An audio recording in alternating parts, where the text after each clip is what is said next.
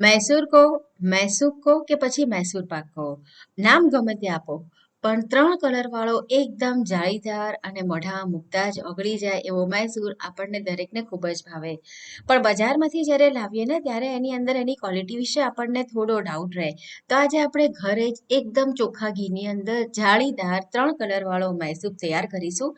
Perfect માપની સાથે તમને આજે રેસીપી બતાવીશ. તમે પહેલી વાર બનાવતા હશો ને તો પણ તમારો મૈસૂર આ રીતે સરસ 3 કલર વાળો એકદમ જાળીદાર બનીને તૈયાર થવાનો છે. હલો ફ્રેન્ડ્સ, હું છું હેતલ. કિચન ક્રાફ્ટમાં તમારા બધાનું હાર્દિક સ્વાગત છે. તો ચલો આજની મજેદાર રેસીપી બનાવવાનું શરૂ કરીએ. મૈસૂર તૈયાર કરવા માટે અત્યારે મેં 1 કપ ભરીને લોટ લીધો છે. મેં 250 ml વાળો કપ લીધો છે અને કપની અંદર આપણે લોટને બહુ દબાવીને નથી ભરવાનો, બસ હલકા હાથે જ એની અંદર ભરવાનો છે. તમે વજનમાં જોશો તો લગભગ 125 થી 135 ગ્રામની વચ્ચે આ લોટ થશે. અને તૈયાર પેકેટનું જે બેસન આવે છે ને મેં એનો ઉપયોગ કર્યો છે.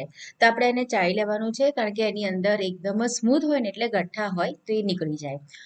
અને એની અંદર આપણે ઘી એડ કરીશું. તો અત્યારે મેં 1 કપ ભરીને ઘી લીધું છે, એમાંથી અડધો કપ અત્યારે મેં એની અંદર એડ કર્યું છે. બાકીનું જે અડધો કપ રહ્યું છે ને એને આપણે એક બીજા નાના વાસણની અંદર કાઢીને રાખીશું અને એની અંદર જ આપણે બીજું અડધો કપ ઘી ઉમેરીશું. એટલે ટોટલ અહીંયા આગળ મેં 1.5 કપ ઘીનો ઉપયોગ કર્યો છે. 1 કપ તમારું બેસન હોય તો આપણને એનાથી દોઢું એટલે કે 1.5 ગણું ઘી જોઈશે અને ઘી આ રીતે પીગળેલું લેવાનું છે. હવે આપણે જે અડધો કપ ઘી બેસનની અંદર એડ કર્યું હતું એને બરાબર મિક્સ કરી લેવાનું છે. આ રીતે ઘી એડ કરવાનું કારણ એ છે કે જ્યારે આપણે કોરો બેસન ચાશણીની અંદર એડ કરીએ ને તો એની અંદર લમ્સ થઈ જાય છે અને પછી જલ્દીથી એ દૂર નથી થતા. તો આ રીતે તમે બેસનને ઘીની સાથે મિક્સ કરીને પછી એડ કરશો ને તો ચાસણીમાં એકદમ સરસ રીતે મિક્સ થઈ જશે અને આ પદ્ધતિથી ઘી પણ થોડું ઓછું જોઈશે. તો બરાબર મિક્સ કરી લેવાનું છે અને હવે આપણે એને સાઈડમાં રાખીએ. મૈસૂર માટે આપણે 1 તારની ચાસણી તૈયાર કરવાની છે. તો જે કપથી મેં લોટ લીધો હતો એટલે કે બેસન લીધું હતું એ જ કપના માપથી મેં 1/2 કપ ભરીને અહીંયા આગળ ખાંડ લીધી છે. અને એની અંદર આપણે અડધો કપ પાણી નાખીશું. ખાંડ ડૂબે એટલું જ પાણી નાખવાનું છે. અને ચાસણી તૈયાર કરતા પહેલા આપણે જે મોલ્ડની અંદર મૈસૂરને કાઢવાનો છે એને ઘીથી ગ્રીસ કરી લઈએ.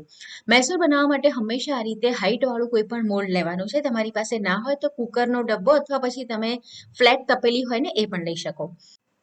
ચાસણી આપણે ગરમ કરવા મૂકીએ એની સાથે સાથે ઘીને પણ ગરમ કરવા મૂકવાનું છે. અને જ્યાં સુધી આપણી ખાંડ ઓગળે નહીં ને ત્યાં સુધી આપણે ગેસની ફ્લેમને સ્લો રાખવાની છે. ખાંડ ઓગળી જાય પછી ગેસની ફ્લેમને આપણે મીડિયમ અને હાઈની વચ્ચે રાખવાની અને ખાંડ ઓગળી જાય એની 3 થી 4 મિનિટ સુધી એને ઉકળવા દેવાની. તો આ રીતના બબલ આવશે. તો લગભગ 4 થી 5 મિનિટ જેટલો સમય થઈ ગયો હશે ને હવે આપણે એને ચેક કરી લઈએ. તો આ રીતે પ્લેટમાં કાઢી અને થોડી વાર માટે તમે ઠંડી કરી લો. ઠંડી થઈ જાય ને પછી જોવાનું છે તો 1 તારની એની કન્સિસ્ટન્સી આવી જોઈએ. તો આ પ્રમાણે તમારે આંગળીના અંગૂઠાની વચ્ચે તારને ચેક કરવાનો. તો તમે જોઈ શકો છો કે આખો તાર બની રહ્યો છે, બિલકુલ જ તૂટતો નથી. તો આપણી ચાસણી અત્યારે પરફેક્ટ તૈયાર થઈ ગઈ છે. હવે એની અંદર આપણે ઇલાયચી પાવડર એડ કરીશું. અત્યારે મેં ગેસ બંધ કર્યો છે. એનું કારણ એ છે કે આપણે એની અંદર આપણું જે બેસન હતું જે ઘીમાં આપણે મિક્સ કરીને રાખ્યું હતું એડ કરવાનું છે. તો ગેસ ચાલુ રાખીએ ને તો પછી આપણને બરાબર એને મિક્સ કરતા ન ફાવે, એટલે આ સમય પર ગેસ આપણે બંધ કરી દેવાનો. અને તમે જો આપણે ઘીની સાથે મિક્સ કરીને રાખ્યું છે ને બેસન, તો ઇઝીલી એ આપણી ચાસણીની સાથે મિક્સ થઈ જશે. અને બાજુના ગેસ ઉપર ઘી ગરમ થઈ રહ્યું છે. મૈસૂર બનાવતી વખતે એની અંદર જાળી પડવા માટે ઘી તમારું એકદમ ગરમ હોવું જરૂરી છે. તો ચાસણી બનાવવા મૂકીએ ત્યારે બાજુના ગેસ ઉપર આપણે ઘી ગરમ કરવા માટે મૂકી દેવાનું છે.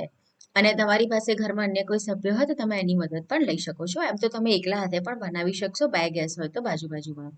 તો જો બધું જ સરસ મિક્સ થઈ ગયું છે. આ રીતે તમે વિસ્કરથી મિક્સ કરશો ને તો પણ સરસ મિક્સ થઈ જશે ને સ્પેચ્યુલાથી પણ મિક્સ થઈ જશે. હવે ગેસ ચાલુ કરવાનો છે ને ગેસની ફ્લેમને આપણે સ્લો ટુ મીડિયમની વચ્ચે રાખીશું. અને પહેલા આપણે એને થોડું ગરમ થવા દઈશું.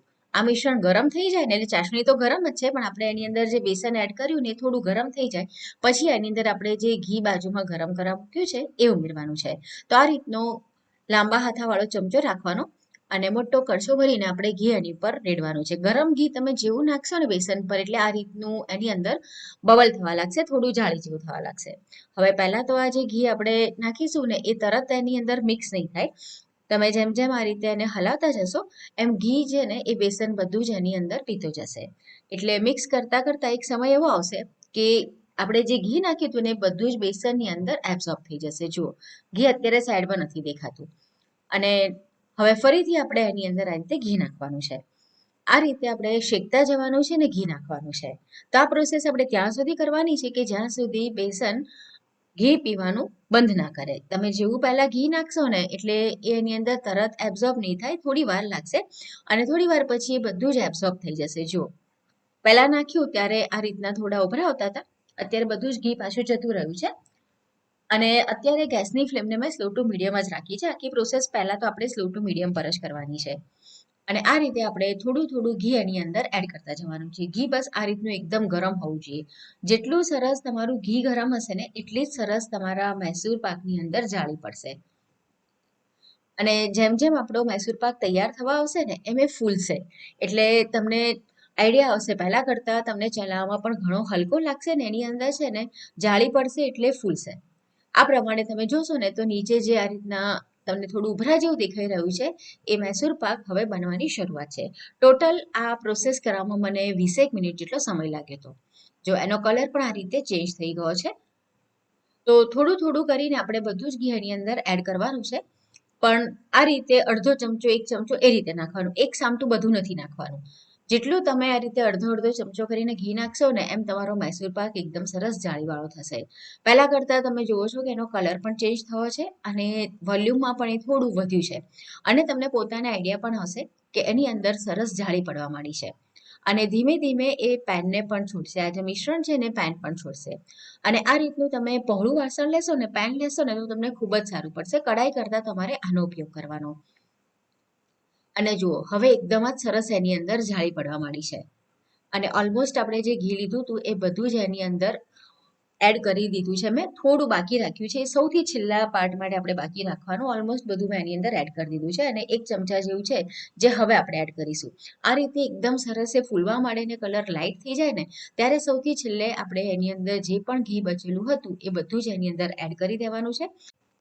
અને તમે જોઈ શકશો કે હવે તમે ઘી નાખશો ને તો હવે એ ઘી એની અંદર એબ્ઝોર્બ નહીં થાય, પણ મૈસૂરની અંદર જે ઘી છે ને હવે બહાર રિલીઝ થશે.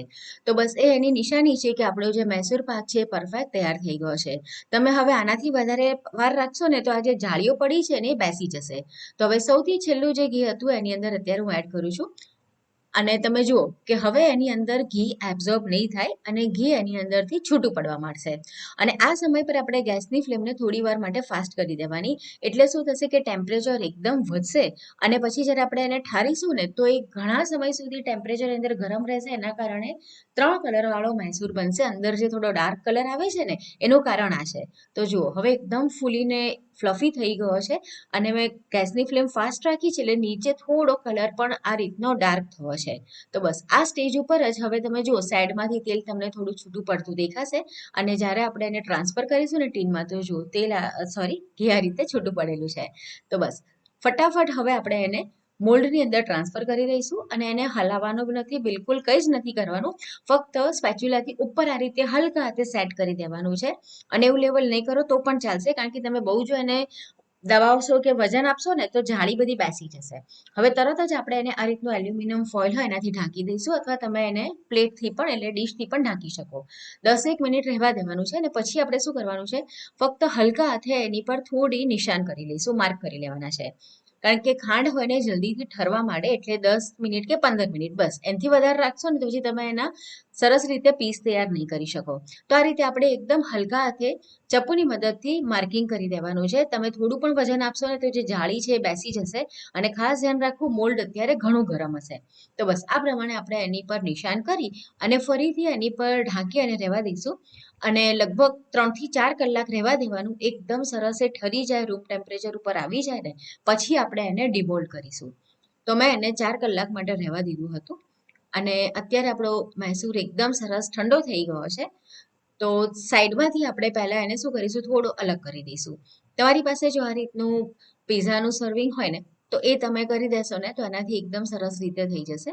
તો સાઈડમાં અલગ કરી લેવાનું એટલે ઇઝીલી આપણે જ્યારે પ્લેટમાં એને નાખીએ ને તો બધો બહાર આવી જાય. આપણે ઘીથી તો સરસ ગ્રીસ કરેલો છે અને આ એટલો સરસ સોફ્ટ હોય છે ને કે થોડું તમારે ધ્યાનથી હેન્ડલ કરવું પડશે, નહીંતર એ જલ્દીથી તૂટી પણ જશે.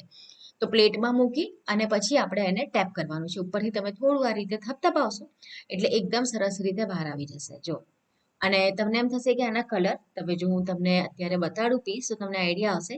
આપણે જે એકદમ છેલ્લે ટેમ્પરેચર એનું ગરમ કર્યું હતું ને તો એના કારણે શું થશે કે ઠરશે ને તો પણ ઉપરની સાઈડ અને નીચેની સાઈડથી ઠરશે પણ વચ્ચે તો ગરમી રહેશે, એના કારણે કલર આવો ડાર્ક થશે.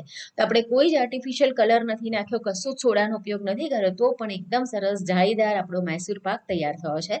તમે જોઈ શકો છો કલર કેટલો સરસ છે, જાળી કેટલી સરસ છે. તો બજારમાંથી હવે ભેળસેળવાળો મૈસૂર પાક લાવવાના બદલે આ દિવાળી પર ઘરે તમે ચોક્કસથી આ તૈયાર કરો. તમને આજની રેસીપીનો વિડીયો કેવો લાગ્યો કમેન્ટમાં ચોક્કસ જણાવો. અને જો રેસીપી પસંદ આવી છે, મારી મહેનત પસંદ આવી છે તો વિડીયોને લાઇક કરી તમારા ફ્રેન્ડ્સ અને ફેમિલીની સાથે તમે એને જરૂરથી શેર કરો. તો ફરીથી મળીશું આવી જ નવી મજેદાર રેસીપીની સાથે.